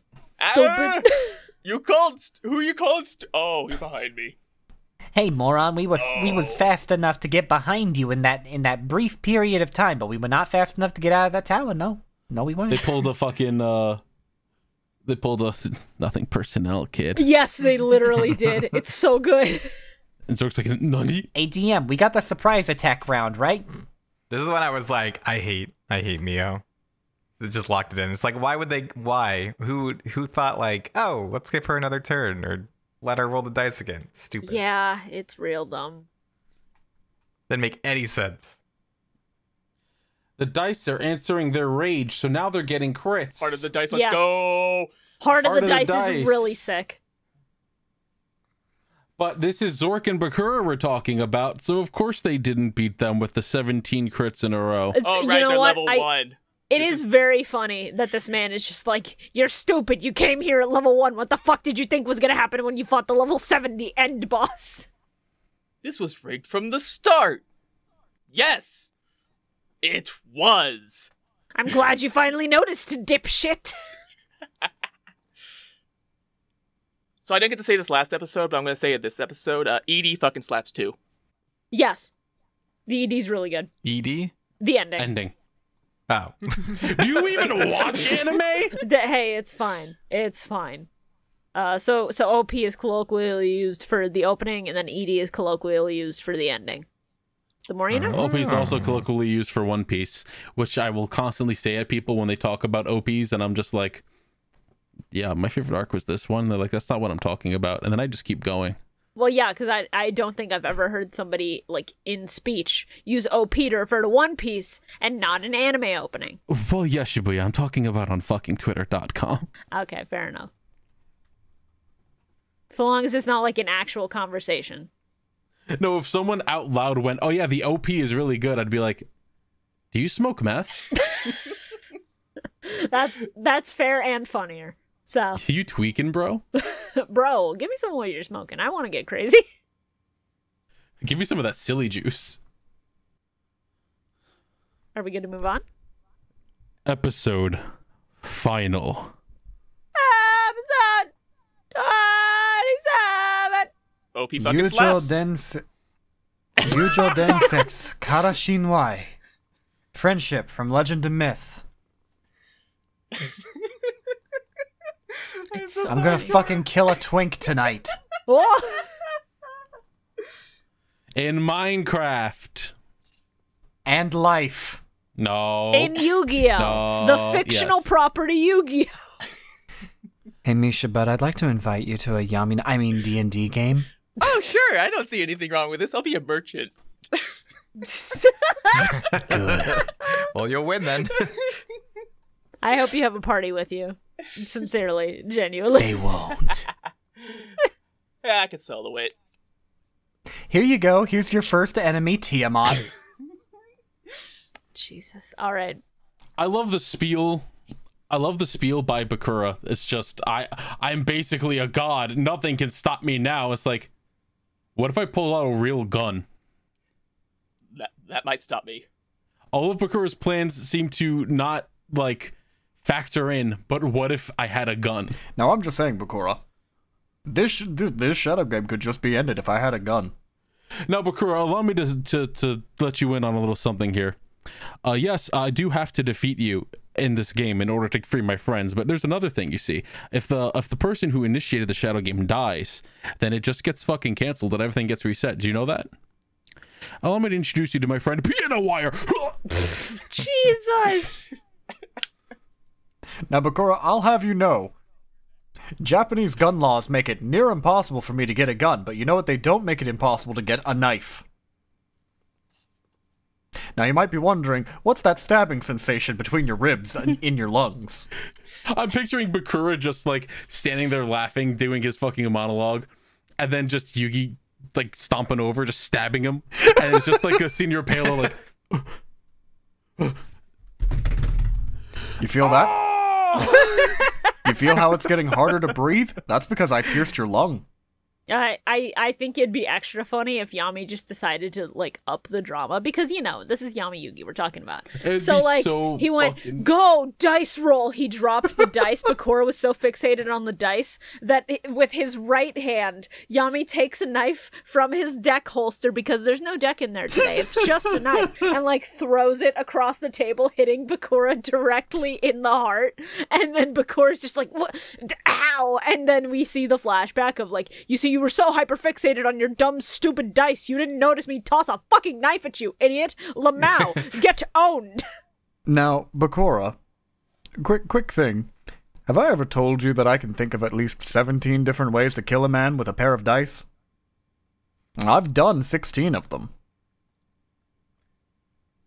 Honestly, I just imagine Yami like in that same situation with the knife, except he throws the puzzle and it just pierces Bakura like.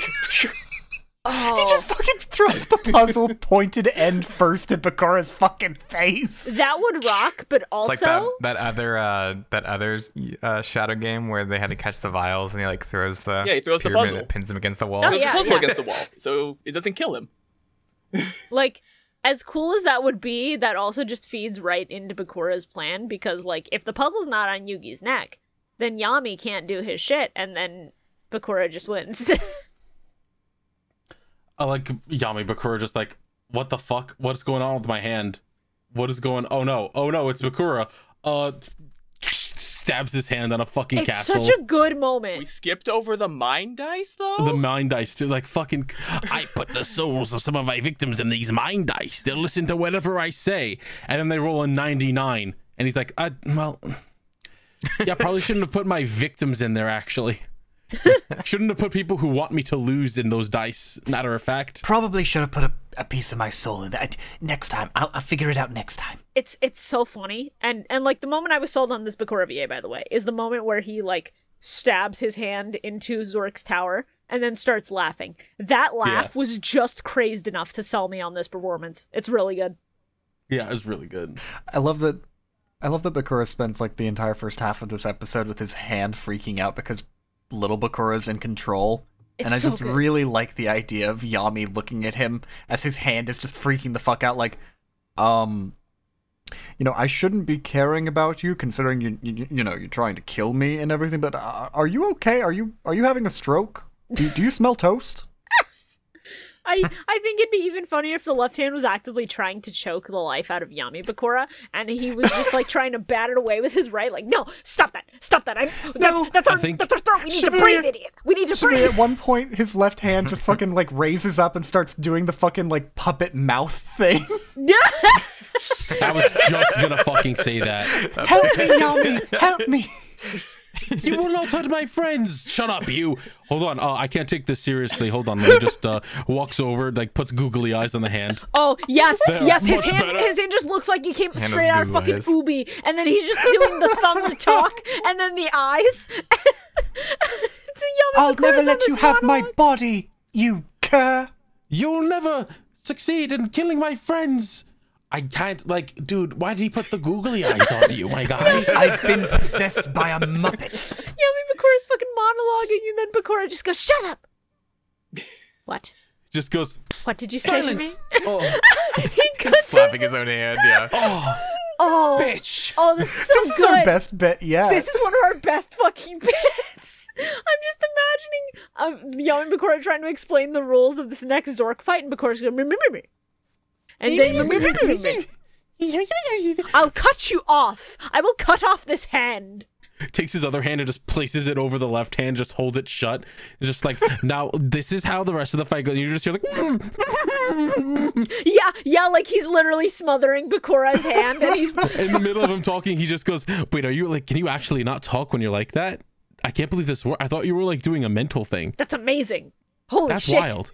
I can torment you in a new way now. This fucking rocks. Do our arms have really vocal go into. cords? I should go into the puppet business. I should get a job with Sesame Street. Ventriloquism would be funny. I've heard Jeff Dunham makes a killing on that shit. How do you feel about large avians, Bakura? Got a problem with Big Bird? He scares me. We'll scare the children by pointing out the Snuffleupagus. We'll do it, Bakura, you and me. Jesus. No. That's as bad as I'll get today. allowed to watch Bye, Sesame everybody. Street. I've done my best. I've done my job. Let's go. So, like, I like it that good Bakura is getting control because Zorc took enough damage on his arm. Gee, Yeah. I wonder what this could mean about Yami Bakura's identity. Yugi, you need to very quickly deal with this, please. This is the hand he jerks off with. Oh my god, we have to end this fast. I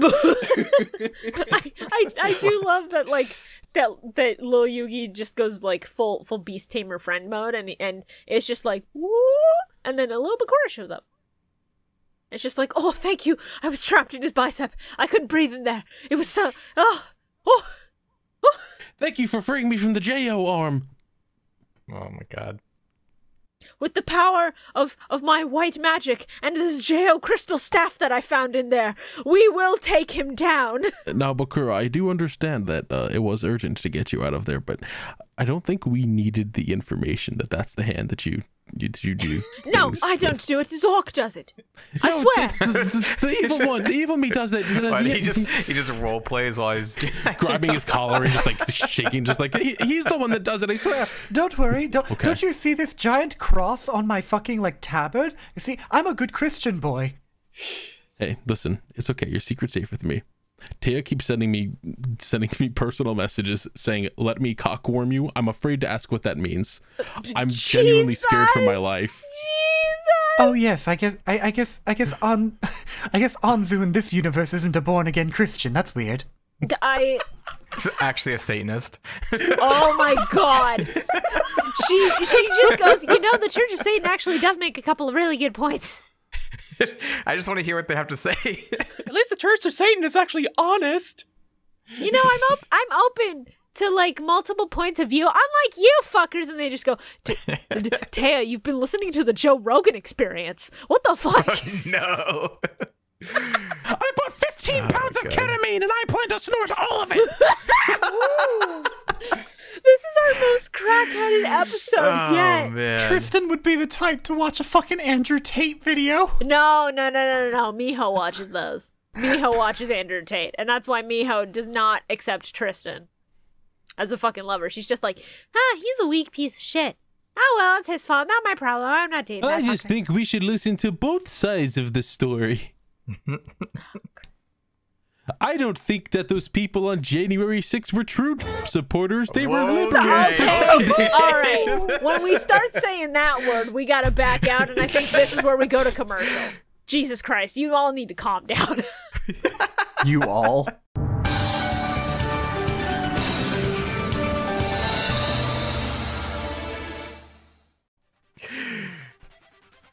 You want me to say y'all? Do you want that? I say y'all. No, I'm not talking What's about wrong the with fact that you're y'all? not using a contraction. I'm talking about the fact that you're that you're lumping us all in. I'm saying like, what's everybody wrong with needs to using calm y'all? down a little bit. Like, not everybody is at fault for pushing it past the tipping point. I'm just saying, like, we need to Carl. come down a little bit from the high of this fucking great I don't bit. apologize. It's funny. Now, I'm not gonna prove you right, Shibuya, but I am going to say I was about to go. I'm just saying I saw the Rugrats at the Capitol. This is why I hit an ad break. I'm cutting all of this out of the actual episode, and I'm just gonna start reading ad shit. Oh my god. Hi, welcome to our ad break. This is the I'm ad trying break. to hide the truth from you all. I'm gonna silence you. I have the power to censor you, and I will do it. Oh, Hi, God. welcome to the ad break. Recording these live was a mistake. So, in case you're not aware, we have a Twitter. Twitter.com/MillenniumMike. You will see it on screen right now for the video viewers, but on there, I'll post funny previews of episodes before they go live. I'll post funny memes that we come up with for the episodes or for the thumbnails. And sometimes we tease new guests, like our good friend Misha here. Cardboard enjoyer. Stop that. Stop that. We'll talk about that later. It's fine. The thumbnail is going to be Misha, like, smiling at MiHo or something. I don't fucking know. I'll workshop it. I'll figure it out. We also have a funny Patreon. Patreon.com/MillenniumMike. Same as the Twitter, same spelling. If you're not already there, for $5 a month, you get access to all of our movie commentary tracks for both Pyramid of Light and DSOD. and any future movies that we watch. Bonds Beyond Time is happening when we hit 5Ds. So, just remember that. We're going to do a live watch along in my Discord, and then after that, the only place you're going to be able to listen to that commentary is on Patreon. There's also archives of our past stream VODs up there, and any future streams that we do will be archived on there as well. And if you are at a certain tier or above, you get a special shout out during our episodes, like our Blue Eyes White Dragons who are on screen right now. $25 a month. Woo! We appreciate the support, and you can see your names on screen or in the comment section down below. In the description, not the comments. Why did I say comments? What the fuck? I have a script written down. It was going so well, and then I fucked it up. Sorry, it was part of my cheering of our blue mage. No, blue mage. no, you're fine. You're fine. Our Blue Eyes White Mages. Let's go. I'm blue. Yep, Blue Eyes White Mages. Yeah, Thank you guys. that's Bakura. That's a little Bakura. All right. Our Forbidden ones, our $50 tier, actually get their names read out, as well as being in the description. So, thank you so much to our Exodia, the Forbidden ones, Bill Sanchez, Bill, and Teletraan 4. And then our final patron, shout-out tier are God Cards. Now, some of you may know that the Slifer spot was opened up very recently. That shit filled up fast. Oh. So, yeah. To our God Cards, there can only be 3 at a time, our $100 tier. Thank you so much to our Obelisk, Dimitri Gonzalez, our Raw, Shiny Mew, and our new Slifer the Sky Dragon, Patchwork. Let's go. Thank you so much, Patchy. We appreciate From it. Reshef to Patchy. Yeah. It's wild how that worked. Patreon.com/MillenniumMike. Just a reminder, please do not support if you are not financially stable enough to do so. We appreciate any help we can get. We appreciate you sharing the podcast with friends and listening to it every other week. Never put your own financial safety underneath any creator you listen to. This is just a general piece of advice. It's very important that you are able to feed yourself and keep a roof over your head and do any of that before you go spending money on anybody else. And remember, for 20% off sealed Yu-Gi-Oh! Product, use code MBT. Not everybody watches No. Progression. Not everybody's Use gonna code get that. SEMO5. No. Oh, good lord. Just, speaking of Progression, Shore and I are working out some of the final kinks in Milmike Progression, so you can expect that We have relatively so much soon. planned. There's We a have so lot much. going on there. So, I hope you're excited. I hope you're as hyped about it as we are, because that... I hope you're all as excited as I am to sit down and watch them every day they come out.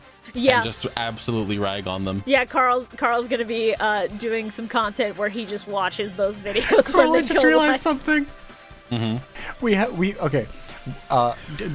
Peeling back the curtain a little bit, we have a clause, a rule thing that could potentially get you in to play for an episode or two. In the event that you are brought in to play, one of us has to record your fucking reaction instead. Yeah, one of us will be streaming it instead if you end up getting called in to sub for somebody. Oh, I'm gonna do it still also. Just react to I'm just yourself gonna and be act like, like I now haven't if I watched played it." like this. Oh, that's Now, you see, funny. if I was in this episode, which I'm not saying that I am, I definitely think that I would have done this instead. This deck is kind of dog shit doo-doo. I don't know why this idiot put it together. That's good. You do that. That's really good content. But yeah, the current plan is at some time during GX, we will start Millennium Mike Progression. And once it starts, the way we're going to have it work is that episodes of Mill Mike Progression will ideally drop the same day as the podcast for patrons, but only for patrons. Then, the next week, that next Saturday when we would normally have our off week, that is when the episode will go live for non-patrons. So, if you want to see the episodes and get a double dose of content on Mill Mike Saturdays, consider becoming a patron. Millennium Mike, $5 a month.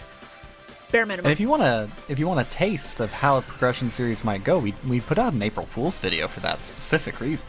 Yeah, that video is in the YouTube playlist for episodes, so if you are curious, you can go check that out, get a taste of what we're going to be doing. That was mostly a fun riff off of Yu-Gi-Oh! Progression that Simo and Nim Nim do, but, you know, we're going to be mixing it up a little bit for ours, so. I took a bit more inspiration from Master Saga. We'll keep it spicy in here. Other than that, anything that anybody else wants to shell, now is your time.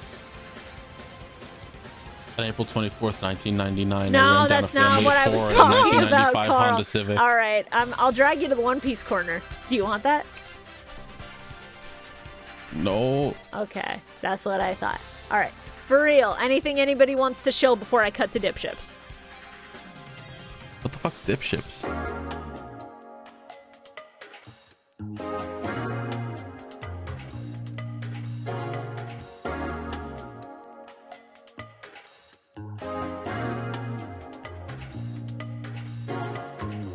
Do you enjoy boating? How about listening to three friends tell stories and talk about their weeks? Then I've got just the podcast for you.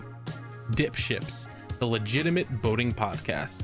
Every week, Carl, Jordan, and PM get together and tell their favorite stories and recap what's been going on in their lives, and talking about boating too, I guess. Check us out on YouTube, Spotify, Apple Podcasts, Google Podcasts, Amazon Music, and Podbean. And we'll see you on the Nautical Mile.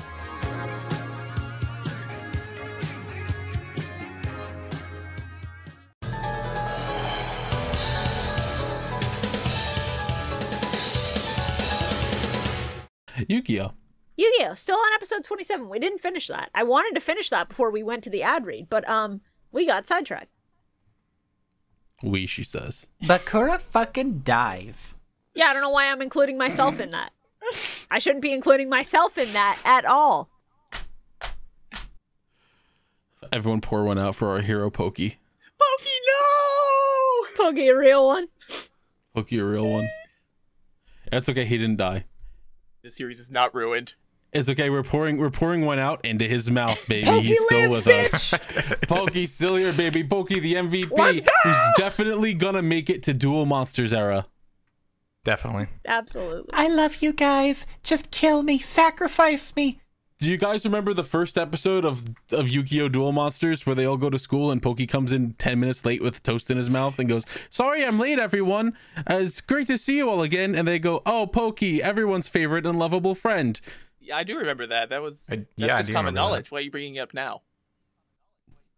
I wish they had self-inserted Pokey into every previous episode of Season 0 in place of MiHo. It would be a better show. That would be so much better. I would love Tristan him. fawning over fucking Pokey. Then we wouldn't have had fairy magic bullshit. Good. Good. Carl, I'm gonna need a Pokey version of Love Wins. Yo! With who? Pokey and who? I don't know, that fucking dragon or something. Dragon! I think it has to be Bakura. Oh, that's so... Pokey and baby Bakura, like white mage Bakura. That's really Yeah. funny. Oh. I fucking love this arc. I love the D&D minis arc. It's such a shame it never got adapted into... Punches a hole through its fucking stomach, cleaves it in fucking two, still gets up. It's just the end of Duel Monsters all over again. Yeah. And then evil Bakura's like, I have offshoot dice, because I want to bring the tension up. I put my soul into this dice. It'll roll me what I want perfectly, and then I'll win. Oh, but then they shattered because Bakura went in there instead. Oh no, part of my soul. I yeah. guess. No, why are all of you inside of the dice as well? The power of friendship overcomes all. None of And this shit Jesus makes Christ sense. is here too. So is dice blowing up like floor dice as a rule? I mean, Yeah. if my fucking dice blew up as a DM, I would take that immediately as a that's like the most critical fumble of all fucking time. Yeah. Well, yeah, if you crit fumble so hard that your actual, like, equipment breaks, I think that's on you. If my dice literally shattered when I rolled them for the sake of a fucking, like, final attack on a boss, that thing would disintegrate itself there and then. Yeah, he would just have, like, the most explosive diarrhea, literally. He would, like, just fucking collapse and then blow up. You would shit it and peed it and farted. He shitted and farted. And farted. Goodbye. They beat him. He's defeated, and the ring falls to the floor, and we'll never see the Millennium Ring again. Goodbye, We evil Clearly. promise. For now, smile. Definitely Bye, not. Yami Bakura. We'll never see you again. For now, I smile. swear. Smile. Well, no. We'll never see Toei version of you ever Well, again. no, literally, we'll never see him again. We're not covering any more Yu-Gi-Oh! Duel Monsters content. It's Oh, GX from here on no! out. Yo! Let's go. Let's go. We're free The of Millennium course. Ring isn't in GX. That's a spoiler. None of the Millennium items are, well, If you said a spoiler, I missed it. So none of I'm the censoring Millennium. They just said that the Millennium Ring not being in there was a spoiler, Shibuya. Okay, I don't know enough about GX. It might come back. Who the fuck knows? I would die if it came back. Here's a spoiler for Yu-Gi-Oh! GX. There's not a single fucking Millennium item in it because they forgot that was a thing. Hey. Also, they were kind of sealed at the bottom of Egypt. Hey. There is an episode. Episode 1 of GX. Yeah. That's all Do you I'm want going me to to say. pull up episode 1 of GX? If you know, you know. If you don't know, don't say anything in the comments. Just give a smiling emoji. It's very funny. Smile. I think episode 5 of GX has something. I'm trying to remember. While we're trying to remember future content that we haven't actually watched yet, Yu-Gi-Oh! Season 0, the movie! Wait, what do you mean? We're not done in this episode yet. Yeah, no, the OP played at the end of the episode and made my heart full. It was really Did you good. forget about Bakura coming in and to give his friend something he had hidden under his shirt? Something yeah, he brought the in just for his diorama. classmates? Diorama that filled my Carl, heart shut even the more. fuck up. Diorama. It was simply a diorama. What do you think he brought in a diorama You for were his friends? implying a lot of shit, but the diorama I was implying really that he cute. brought in a diorama to his friends, and it was very The cute. diorama's very sweet. I do love it. I started to cry. It was great. I have Yugi not brought seen him a anybody knife. remake that diorama in real life, and it makes me sad because I think that would be like just a really good like Yu-Gi-Oh piece for a shelf. Yeah, it's a damn shame. Miho believes in open carry. Stop that. Anyway, Yu-Gi-Oh! 1999 Season 0 film. There is no Japanese subtitle for this. It's literally just called Yu-Gi-Oh! Season 0, the movie! Season 0, the movie. Toei Waves and Rocks fucking slaps. They got crystals and shit. Waves They got the and Toei rocks. An old woman looks at you as you open a pack of cards and goes, white. Is it? They got... I'm sorry. Go ahead. No, I'm just sad. No, go ahead. No, I saw I'm this out of the sad. corner of my eye when it first started, and I thought it was I thought that was Kaiba, but it wasn't. Yeah. They got the Toei crystals at the start. They got the Toei rocks at the start. Apple. Apple. Fucking. I. I hate the Toei apple so much. Now, is it just me, He frightens me. or did I look at this shopkeeper, this nice old lady, and just go, "Wow, this looks like the shopkeeper from GX, but she looks way worse. What did they do to you, honey?" Where did this child come from? Oh, I had immediate like He's just a kid. Skullman operator from Battle Network. Oh yeah, I she have to- she does kind of look like Skullman's operator. I have Just to look old. this up. Hold on. Well, just like the. Well, I don't think Skullman's operator. Isn't she young? Yeah, Skullman's operator is young, but this woman in this movie is old. That's what I was saying. Yeah, it like gives me vibes of like that shop that they. But yeah. their outfits are the same. All right, ish. Skullman, where's the photo of your operator, my funny little guy? No, they don't look anything The wiki alike. does not have What? her Lies. photo in the gallery. This child, I feel like this child's design came from somewhere. Like we've seen him before. I also get that feeling. I do not recall. The haircut makes him look like just generic anime kid. If I've seen him before, I can't place him by name right now. They used him in something Yu-Gi-Oh related. Yeah, there we go. Both me and Bio got it for you. Yeah, thank you. I'm trying to think, cause it's just that haircut. Cause I see that haircut a lot in anime. It is very familiar. I'm just like, he's from fucking something. I know it. If you know what he might be from, tell us in the comments below. I feel like he might have been one of the jobber kids in Duelist Kingdom. Like the kid that Mokuba stole the chips from, maybe? No, because that Maybe? kid's hair was like relatively normal. Okay. Okay, so I have to get this off my chest. I have done a lot of soul searching, a lot of finding myself. I am dumping Miho for Shugo. Acceptable. The child. They are my favorite boy. I do not care if they're generic as fuck and honestly have a weird character arc.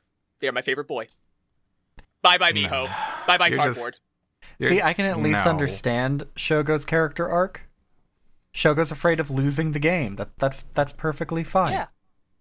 Yeah, it's just that he keeps repeating the same shit 12 times within 5 minutes. Well, yeah, he's also like 10. I know that he's like 10. And I understand that this kid is bullied. But, like, the only thing you have to do is have him just be like, if I don't play, I can never lose. Have him say that once and just be, like, quiet and shy and reserved and not just repeat the same phrase constantly. I understand the sentiment. I think the execution is just really fucking lacking on this kid. I mean, you're not wrong. Yeah, I agree. Now, Misha, I do have to say that I do not appreciate your toxic trait of just adopting the worst characters. Yeah, right? That's what I was going to say. Hey, Miho is technically in this movie. Technically. She's on the poster. And she's in the opening, but we don't hear her voice, which makes her go up a point and a half. She sure did exist for like all of 3 lines She sure and then was disappeared. just sort of there, just like in the fucking show. Exactly. God. But hey, more importantly, my man Kaiba finally got that moss out of his head.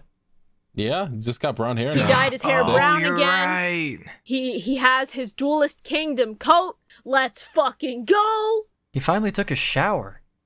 I was very surprised when they actually played the intro, because I wasn't expecting it at all. I was expecting a quote-unquote movie original opening. Yeah, no, it was great. Which was just, I was just expecting to be like some sounds that they slapped together. That was like very short. See, here's the thing. I was spoiled on the fact that the movie used Kawaii Tasakebida because I've played AMQ with movies on accident and gotten the opening to this movie specifically. So I knew it was coming. It's that weird version where some of like the words are cut off a little bit for some reason in the recording, but like it's fine. The little intro montage is still very cute. I like that Yugi's explaining how to play Duel Monsters, and while doing so, puts his hand on his deck, and it's like, you just surrendered. You just surrendered, Yugi. What are you doing? And then I looked up, like, when Forbidden Memories came out, because I'm like, man, they're expositing all the rules of this card game, and I feel like Forbidden Memories could have used it. You see, children, this is how you play the video game. This is how you play the card game. This is how you play it. You do it like this. Please buy our cards. Please buy our funny It's also cards. funny that this is like the first time that we've seen the card backs that they would adopt later on for the rest of the series. I was like, wow. No more Magic and Wizards. It's officially fucking Duel Monsters! Yeah, we also saw like a lot of actual staples and real monsters. Yeah. It's wild, actually. Canonical. First appearance of Louise. Let's go! Love that funky little bastard. We also got to see more of those monsters that are like pseudo-real. Like, okay, so I don't know what the real story is behind this version of the card game, but at one point or another, there was like a really weird version of the Yu-Gi-Oh card game that had the cards look like this. I think that the reason for that is because Bandai had the rights first, but Konami eventually got the license for like the official actual TCG. Yeah. Freaky looking cards. So those are You what the mean OCG? Bandai cards look like. You mean the OCG? Come on, grow up. I the see original TCG as a OCG. catch-all, but like, yeah, that I do mean OCG and Fake fan. eventually TCG. Fake fan. Can't believe you just mixed the two up. Wow, I'm such a fake fan. I didn't know. Thank you By for the pointing way, this out to me. Thank you. This card doesn't come in until later, but My cock is so huge. this card doesn't come in until later, but I just find this really funny because I looked into it. The card that allows the 3 blue eyes to pseudo fuse blue eyes 3 body Yeah, that's connection. so cool. That rocks. Evil Chains is such a cool card. I That's looked really up. cool. I looked into it. they made it into a real card with a really fucking weird effect that allows the monster to attack 8 times simultaneously. Oh my god. Why 8? I don't know, but it's a special rule. When this card and Wicked Chain are simultaneously played, it can attack 8 times consecutively. Probably That's because wild. that's the equivalent of Exodia for the Blue Eyes, because there's 4 pieces of this, and then you have to also have Evil Chain. Terrifying to think about a 4,500 attack point monster that can attack 8 times in a row. Oh, that's nothing Yeah. in modern Yu-Gi-Oh! Don't fucking worry. Oh, I know. It's still funny. I have created a access code talker that has 9,000 attack and can attack you 3 times. Also, it does piercing battle damage. Yeah. Good luck. I love Yu-Gi-Oh! What a great game. Yu-Gi-Oh's wild. I love that this movie gives us something that we do not have a lot of in Yu-Gi-Oh! At least not nearly as much as we do for shit like Dark Magician and Blue Eyes. And that's Red Eyes hype, baby! Let's go, baby! Love the Red Eyes! You love to see it! Love I Red Eyes, love baby. Red Eyes getting respect on its fucking name in When this. Shugo opens the pack, I noticed a little. There was a Karibo as the first card, and then it went Yeah. into, Kariba was the first card in his pack. I loved it. and then it went to Red Eyes, and then we get the funny quote of the blue dragon brings victory. The red dragon does not bring victory, only the potential. Yeah. It's... Yeah, the funny line that we definitely didn't hear 800 times during this whole fucking You're right. thing. Yeah, Every other It was second. only a half hour. Yeah. We had to hear it more. Ugh. I... I feel like a whole lot of nothing happened in this Yeah, movie. it was a lot of Yes, filler. actually. It's... It was like, hey, here's this card. Maybe you can win with it. Maybe you can't. I don't know. And then they were like, hey, let's have a battle. And then the end. That was it. This movie existed solely to explain how the card game works, and that's about it. Pretty much. Really? Basically, okay. yeah. That makes sense. I also like that this movie highlights the thing that the anime never really got to, which is Red Eyes is a very rare card. It is like Yeah. one of the most sought after cards in the game, right up there with Blue Eyes. I That is I an didn't know important that, plot yeah. point in the manga, and that's why Joey getting it from Rex is so important later on. But Definitely not true in real life. The anime does I kind think the start of of Battle point it City out. kind of made Red Eyes seem like it was a big deal. Because Because the Rare Hunter's like, oh, I want that. yeah, the anime never explains that, but that's why the Rare Hunters are so like It would be into it. It would be very funny if it was true in real life, considering I could go into Medi's room right now and grab the box with 84 Red Eyes Black Oh my Dragons in it. god. I love my Jesus. Maximum Gold Red Eyes and my Red Eyes Darkness it's so Metal. good. I love it so much. I can't wait to buy 4 of those fucking tins of Ancient Memories and try desperately to pull Altar Red Eyes from it. Especially considering I've got a pretty decent theory on what the alt art for that Red Eyes is going to look like, and Yeah. It's gonna fuck. give me one I like that, second. I'm going to go grab this. I like that even in season 0, Kai was just like, time to host a card game tournament. This was not even a tournament. I just sit at a table and beat up people in this game. Yeah. It's a tournament where like the first person to beat Kaiba wins. That's not called a tournament. That's called a slaughter. Honestly, Kaiba's hatred of Yugi is the focal point of all movie Here we conflict in Yu-Gi-Oh! Yes, actually. There's a decent chance that the Tin of the Pharaoh's Gods alternate art Red Eyes is going to look like this, and I'm very excited because this is a really good fucking art. Oh, That shit that'd rocks. be cool. Shora showed me the, because these are cards in the OCG that haven't been printed yet, so odds are high that they'll be printed in this set, especially if it's already mentioned these monsters. I've been looking at OCG cards because some of their rarities are fucking gorgeous. Oh, they are. It's dangerous. The Blue Eyes equivalent in the OCG with this kind of style, I think looks worse than a lot of Blue Eyes art. It's not bad. It's just weird and jank. But like this Red Eyes with the aura around it with the red shine in the back. Oh, I fucking love Red Eyes. I am about to start pulling physical cards. I can't get into this. Hey, Hey, welcome for real, to the though, team. look how fucking gorgeous this ultimate rare in the OCG is. Yeah, OCG Magician Souls fucks. Shora was Ultimate showing me rares in the these. OCG are fucking amazing. Shora was showing me a bunch of OCG rarity cards the other night, and I had to go, stop. I have no money. I have no time. I have no space. Please, I can't. And they just kept hitting me with this shit. And I was like, no, please. I need to get more tins. I ran out of space for cards, basically. Yeah, tins are handy for that. Getting back to the movie for a second, I clapped when Rex Raptor ate shit and left and didn't say a single word, but Rex Raptor was there. I just went, yo! I honestly forgot he was even in the movie. He lost to did not know Kaiba he and was in then the walked away, and he had like the fucking the angry pout on his face, and then he left, and it was really good. It was a 5-second cameo. That's all he needs. That's all he needs. So Kaiba thugs never disappoint. Kaiba thugs always love beating up children. I think that's a requirement to get hired at Kaiba Corp. Yeah, no. It's honestly like, hey, you're coming with me. And then, like, Yugi's like, no, stop. And the thug's just like, no, you.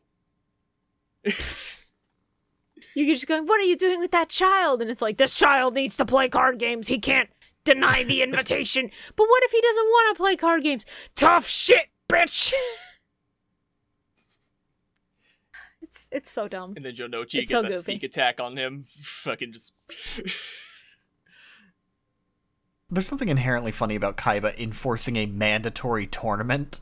Like, motherfucker, I'll just show up, surrender, and leave. Fuck you. I'm not wasting my Saturday on you. Kaiba went full rare hunter mode on this shit. Like, he was just like, yeah, if you lose, you give up your rarest card. And then he lost and didn't give up his rarest card. It fucking rocked. I'm not giving you my blue eyes. Go fuck yourself. Can't have my blue eyes. We're married. Until death do us part. You can't take it. It's in the rules. Yeah. I'm in a polyamorous relationship with my 3 blue eyes white dragons. And they're in a relationship with their blue eyes ultimate dragon. No, that's when the polyamory is strong enough that they are able to fuse into a single being. And they're in a love-hate relationship with the Dragon Knight card. Don't even get me started on blue eyes solid dragon. Blue eyes, deep eyes abyss dragon, whatever the fuck the birthing hips one's called. I think that's that Deep dragon- Eyes Abyss. Yeah. I hate that they made that card real. I hate that card exists. Don't remind me. Don't remind me. You know what I don't please. hate? Remember that thing I was talking about earlier with Kaiba wanting a hat? Magical hats, baby! I fucking love Yu-Gi-Oh! Oh, yeah. I That love was cool. I staples! like that. We got magical hats. We got Spellbinding Circle. We got Monster Reborn. Yeah. We got fucking Dark Magician showing We up. got Winged Dragon Guardian of the Fortress, Summon Skull, Curse of Dragon. Louise! Guy of the Dark Knight instead of Fierce Knight, because 4 Kids debuff for us is real. Yeah. Yeah, it is. Dark Fierce. That of all the censorings, that one's kind of just a whatever one, personally. Yeah. Yeah, I'm used to Fierce at this point, but like Guy of the Dark Knight's really fucking cool. It's decently raw, but like Guy of the Fierce Knight is also pretty good. I like the way it rolls off the tongue. They did good on They that did good on change, that. of all things. Some of them are pretty okay. Beaver Although Warrior made Summon an Skull appearance. literally just being called Demon is real fucking strong. Yeah, very funny. I summon Demon. Demon! It just really annoys me that he just like stands. He stands there. He has the card ready. He's just like, I'm gonna wait until this kid yells Well, yeah, they're teaching a lesson to a child. It's very important. in a stadium full of thousands of people. Like, how is he actually gonna hear that? Well, because nobody is really talking. Like, this is dead silent except for Joey, Yugi, and Kaiba. Now, Don't use logic. I was very excited when I realized that Yugi had summoned Meteor Dragon. Yeah. And then they were like, yeah, he's got the red eyes in his hand. And I went, are they going to make fucking Meteor Meteor Black Dragon, yeah! Yep. It's so good! I talked about this, like, oh god, I want to say like 10 to 20 episodes ago. I been a briefly brought up fucking, yeah, Meteor Black Dragon's only ever appeared like twice in the entirety of the anime runs, and it's here, and I think once in like fucking Zexel. I just keep thinking about when we did that stream where it's like, all right, we're just going to use normal monster decks. And I was like, well, I'm just going to make our fucking Red Eyes deck with Red Eyes Fusion in it. Yeah, that's. And I was just consistently summoning Red Eyes, Meteor Black Dragon. What a good game. I love that in this duel specifically, you do have polymerization. That card exists and Yugi uses it. And Kaiba does not have access to Blue Eyes Ultimate. Instead, he has to fucking leash his precious wife dragons in order to get, like, the same kind of effect. I must chain my wives like I do in real life. Mokuba calls him on the cell phone and goes, brother, what the fuck did you just say? Mokuba, it's consensual. What? They agreed to this. They love it, Mokuba. Big brother, I'm gonna be real with you. As the head of your PR department, I cannot fucking suggest that you say this shit. I say what I want, Mokuba. I'm going to fucking Arby's. They like it when daddy grabs the whip, Mokuba. I don't need to hear this. I'm done with this. I'm done with this bit. I'm going to Arby's. Fuck you. The beginning of the Arby's. The Arby's saga. Beginning of Nihilist Mokuba. This is your final Mokuba Arby's joke for the fucking series. There you go, everybody. You found the beginning of Mokuba. The beginning of the end. Hey, everybody, can we give it up for Nihilist Arby's Mokuba? Because I think that bit's been very strong. It's endured for so many episodes, and we're unfortunately never going to hear it again, but thank you so much to Nihilist Mokuba. And now I'm going to go bury myself. Hey, Shora. Godspeed. Please eat at Arby's. Was that an actual tweet? Nope. I was going to ask you, can you read off one more for us? I mean, do you mind if I fucking, let me fucking pull up some on my phone. I don't mind, that's totally fine. So Meteor Dragon is a Scrunko. Just a little guy. I love him. He's scrumbly. Okay, let's see. I also love that they literally know it's Red Eyes because literally the hologram is just projecting an image of the card, and the card still has Joey's fucking blood on it, and he's like, hey, that's my blood. Hey, that's my blood. Hey, that's me. My blood I'm on the big made stage. I don't believe it. They have not tweeted since fucking July. Oh, shit. You know what? Here we go. Why not drink too much? Forget to pack and storm out forever this Father's Day. You've earned it. Also, stop by Arby's on your way to the bridge. Enjoy Arby's. Oh, fuck. Thank you, Arby's. Thank you, Nihilist Arby's Mokuba. We'll never forget you.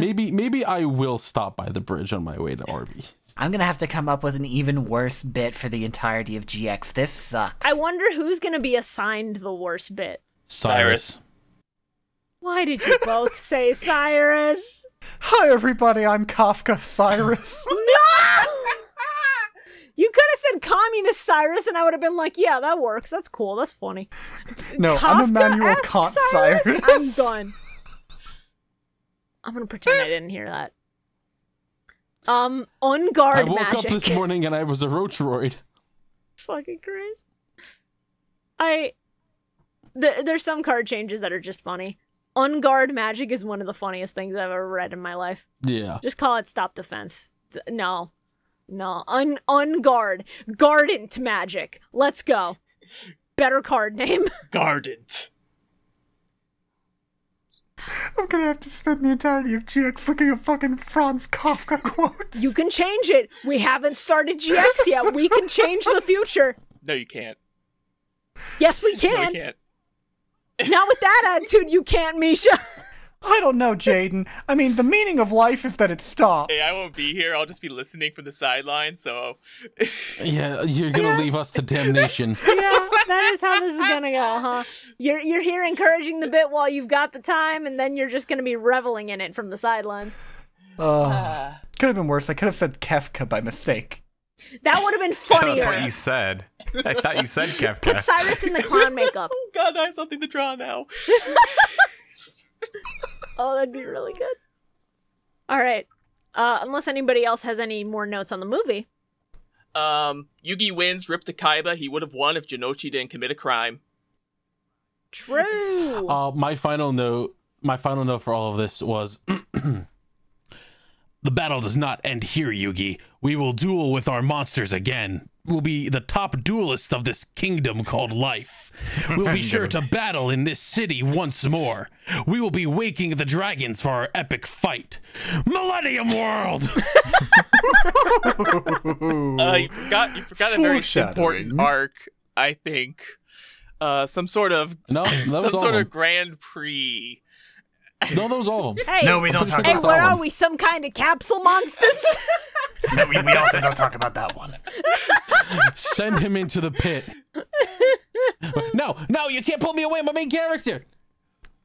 All right. I know we have like 2 fucking games in this set, but fuck it. What was everybody's least favorite game? Duel. Oh, least favorite? Not applicable. Well, yeah. Yeah. If you liked both, I guess you can just say they were nothing. both good. Yeah. They're both good. Duel was good. D&D was good. My least favorite game was Let's Babysit This Kid for 20 full minutes. My least favorite game was, hey guys, it's me, Zorc. I know that you just watched all of fucking Duel Monsters, where you had to deal with Zorc for 20 episodes, but how do you feel about more Zorc? Zorc. Hey, at least here he was funny. Zorc has given us one of the best, like, off-topic segments I think we've ever fucking had. I'm grateful to Zorc for that. I think Zorc should be sent to the hell pit. He did. I mean, we did. We killed Zorc. I think it should happen again. Carl, Zorc has been dead for, like, 6 months. You have to let him down. No. That stupid No, bit. wake up in a hospital bed. No, my boy. All right. My boy, go. What is our favorite game? I think I collectively know our answer, but let's say it anyway. Duel. Really? I do like the duel Yeah. more. I do like the ending of Meter B Dragon just dive bombing into the evil chained blue eyes. You know what? I mean, Fair. that's neat, but D&D. Come on, D&D. Meteor Black I like the Dragon duel. rocks. I liked Monster World. The duel was good, but like we've watched an entire season of duels. I think D&D was fun. It's my favorite fucking arc from the manga. It's so good. It's really good. Favorite jobber? Zorc. Bakura. Yami Bakura. Bakura, yeah.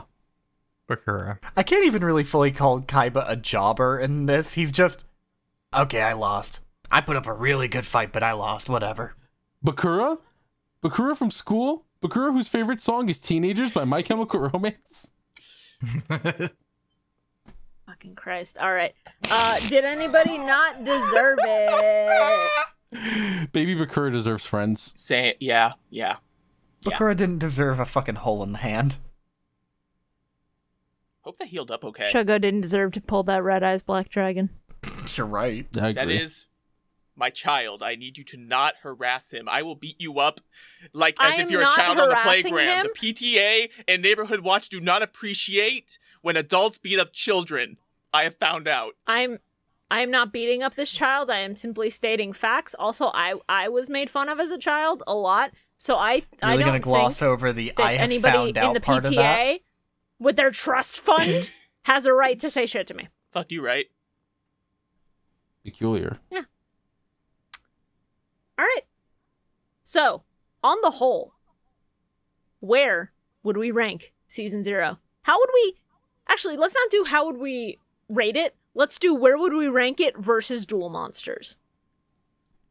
Versus Duel Monsters? Like, consider if Season 0 is an arc if it was in a and of season? itself. So, like... Well, it's definitely above VR. Yes, absolutely. It's easy. I'd put it just below Waking the Dragons. As a whole... Is that the one with the... Yeah, that is the Horicalcos seal seal? Horicalcos, yes. Okay. I'd put it above that. I wasn't too into that. Yeah, that's one of Shora's favorite arcs, so he's very biased on that front. I think... Probably like Duelist Kingdom-ish? I would put this Yeah, under probably put it Duelist there. Kingdom, like just under it for me. Yeah. it's Are you okay? It's above Yeah. the first VR arc, but it's probably about the same level of Duelist Kingdom, just under Waking the Dragons.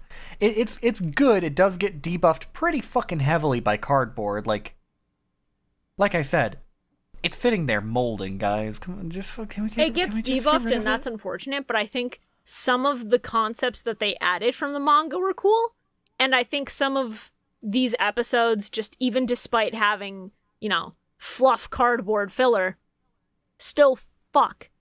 They're still cool. Yeah, no, I like that they expanded on certain games, like the fucking teacher game. I liked that one. The fucking turning that one into a full episode when it was literally just a very short chapter about a teacher being a bitch. Yeah. I would simply put Season 0 directly below Battle City.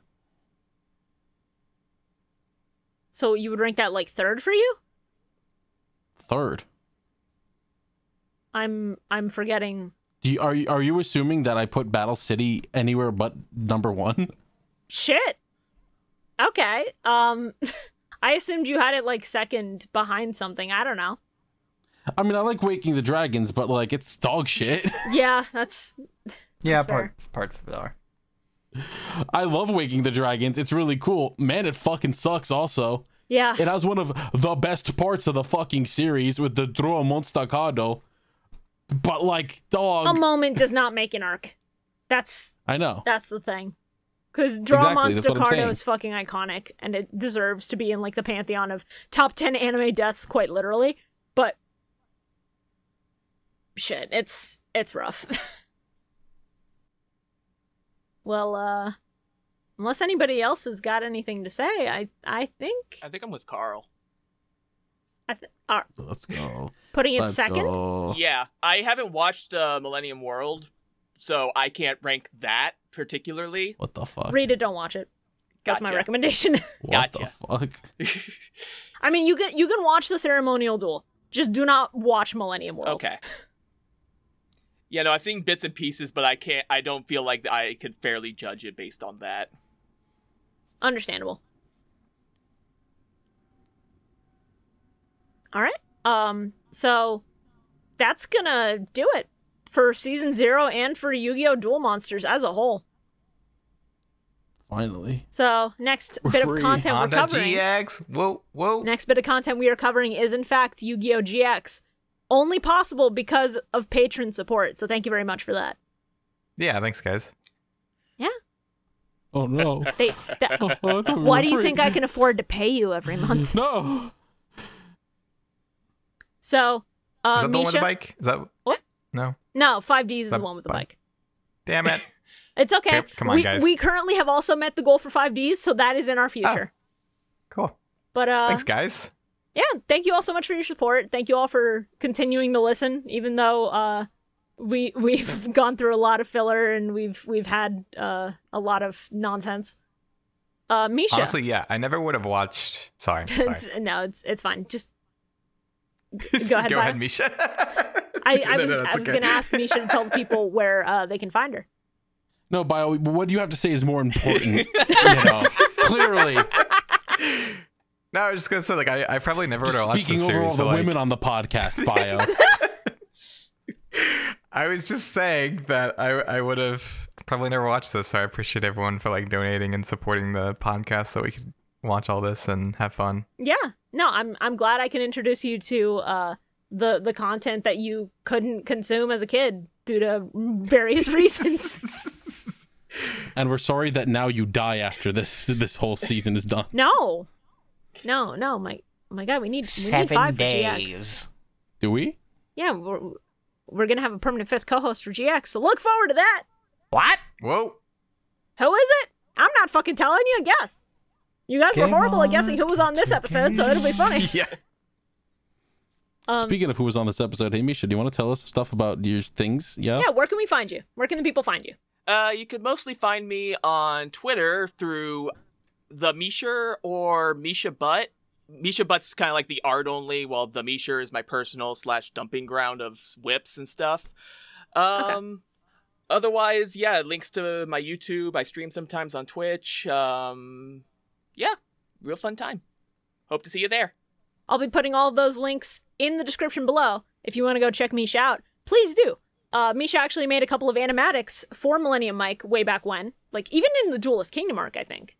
Mm-hmm. There were a couple. So, longtime fan, we do appreciate it. And, yeah, it was a delight to have you on. Thank you. It was really fun being on here. I hope my audio's okay. No, it's been good so far. And worst case, I clean it up in post. Literally, don't worry about it. Okay. Time for dice games. All right. Yeah, everybody roll your funny dice. This is where I don't give a shit about audio. Oh, fuck. My shit.